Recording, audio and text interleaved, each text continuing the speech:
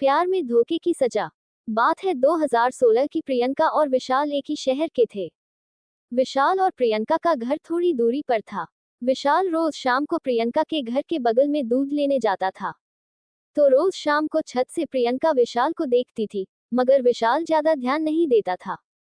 प्रियंका को विशाल पसंद था और वह विशाल से प्यार करने लगी थी। उसके बाद कई दिनों तक प्रियंका शाम को 5 बजे से छत पर जाकर घूमने लगती थी और विशाल का इंतजार करती थी। विशाल आता था और दूध लेकर चला जाता था। कुछ दिनों तक ऐसे ही चलता रहा। विशाल प्रियंका को एक नजर देखता था और चला जाता था। धीरे धीरे विशाल प्रियंका को नोटिस करने लगा और मन ही मन सोचने लगा कि ये लड़की रोज ही छत पर घूमती है, लगता है मुझे ही देखने आती है क्या। नहीं नहीं, इतना भी स्मार्ट नहीं दिखता मैं, छोड़ो आती होगी मुझे क्या करना, और ऐसा सोचते हुए चला जाता है। इसी तरह प्रियंका अब विशाल को देखकर मुस्कुराती और उसे देखती। पहले तो विशाल ने सोचा पागल है शायद, और प्रियंका को इग्नोर करता रहा।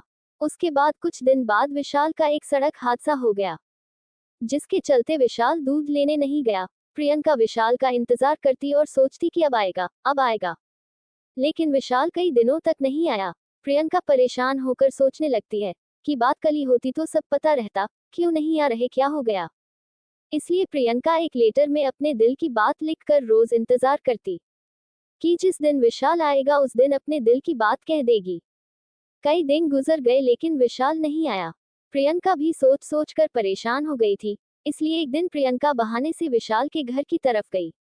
प्रियंका विशाल के घर की तरफ देखते देखते निकल रही थी और विशाल अपने भाई के साथ दवाई लेकर प्रियंका के पीछे से आ रहा था।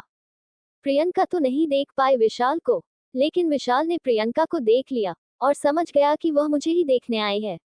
इसलिए विशाल जल्दी ठीक होकर एक दिन दूध लेने चला गया। सर में थोड़ी सी पट्टी बंधी थी। प्रियंका ने विशाल को देखा और विशाल ने प्रियंका को देखा, लेकिन विशाल के सर पर पट्टी देखकर प्रियंका खुश नहीं हुई और उसे दुखी होकर देखती रही। आंखों में से थोड़े थोड़े आंसू आ गए और जब विशाल जाने लगा तो विशाल को इशारा करके लेटर छत से ही विशाल की तरफ फेंका। विशाल को तो पता ही था कि कोई बात तो है, इसलिए लेटर उठाकर चला गया। घर जाकर विशाल ने लेटर पढ़ा तो उसमें लिखा था, इतने दिन से कहाँ थे, मैं कितनी परेशान हो गई थी। मेरा नाम प्रियंका है और मैं तुमसे बहुत प्यार करती हूँ। आप भी मुझसे प्यार करते हो ना, मैं रह नहीं सकती आपके बिना। ये मेरा नंबर है, मैं आपके मैसेज का इंतजार करूंगी। लेटर पढ़ने के बाद विशाल के चेहरे पर एक मुस्कान आई और मन ही मन सोचकर हंसने लगा कि इसलिए रोज छत पर घूमती थी। और फिर विशाल ने प्रियंका को मैसेज किया। प्रियंका फोन हाथ में लेकर विशाल के मैसेज आने का इंतजार कर रही थी। पहला मैसेज विशाल ने मजाक करते हुए प्रियंका को डराते हुए कहा, कल तुम्हारे भाई को बताओगा इस लेटर के बारे में। प्रियंका उदास होकर विशाल को जवाब देती है, तो आप मुझे पसंद नहीं करते क्या।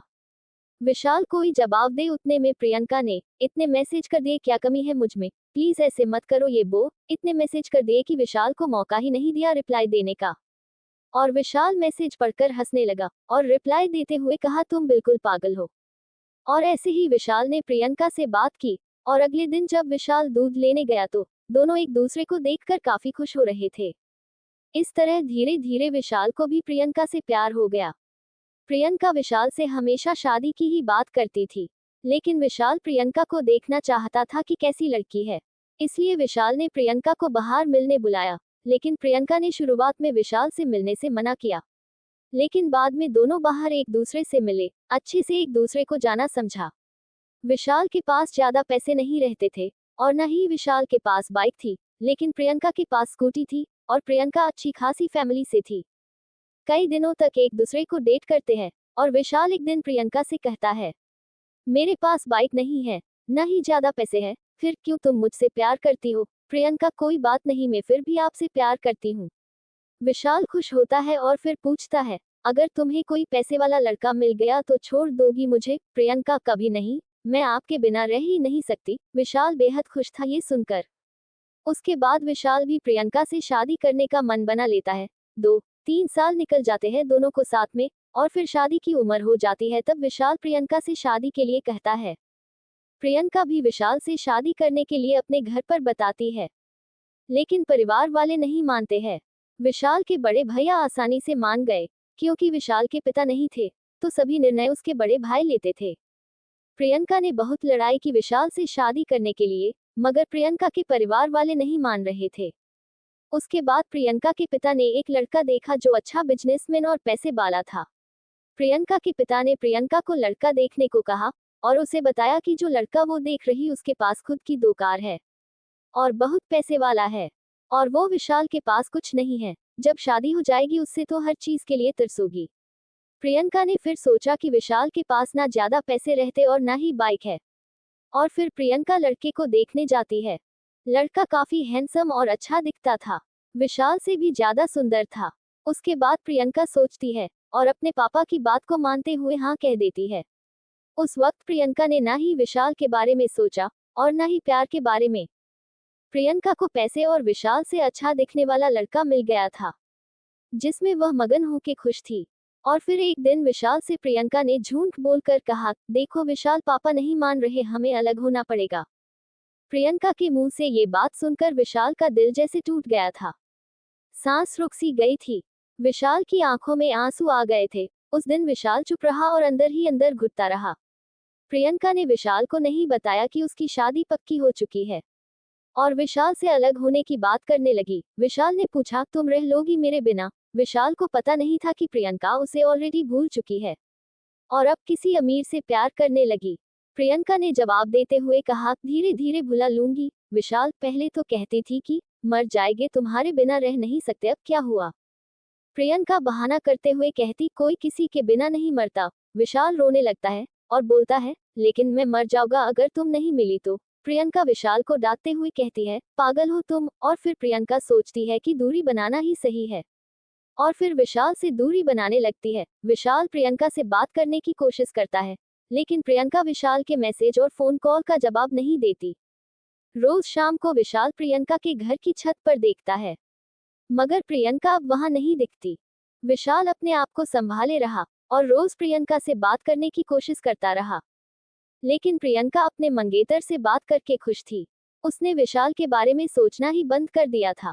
कई दिन निकल गए, 2 महीने निकल गए और विशाल दूध लेने गया तो प्रियंका का घर सज रहा था। विशाल ने वही एक आदमी से पूछा, क्या हो रहा है यहाँ? तो उसे किसी ने बताया कि शादी है किसी लड़की की। विशाल का दिल घबरा रहा था और विशाल प्रियंका को फोन किए जा रहा था, लेकिन प्रियंका विशाल का फोन नहीं उठा रही थी। रात भर विशाल परेशान होता रहता है और प्रियंका की शादी हो जाती है। प्रियंका अपने पति के साथ बिल्कुल खुश नहीं थी और बात डाइवोर्स तक आ गई थी। इसलिए प्रियंका अपने घर आ जाती है और विशाल को याद करती है और उसे फोन करती है, लेकिन विशाल का फोन बंद आता है।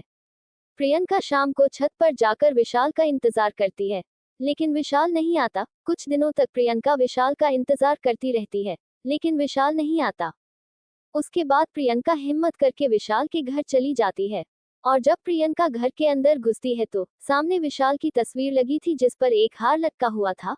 प्रियंका वहां जोर जोर से रोने लगती है और भागकर अपने घर आ जाती है। याद करती है विशाल को, उसके प्यार को और अपनी गलती को, और अब प्रियंका के पास जिंदगी भर पछतावा करने के अलावा कुछ नहीं है। प्रियंका का डाइवोर्स हो गया और अब प्रियंका विशाल की यादों में अपने दिन काट रही है। दोस्तों, हमें इस कहानी से ये सीख मिलती है कि प्यार करो तो सच्चा करो, कभी किसी की जिंदगी से खिलवाड़ मत करो। आपका झूठा प्यार किसी की जान भी ले सकता है। दोस्तों, चैनल को लाइक, शेयर और सब्सक्राइब जरूर करें। धन्यवाद।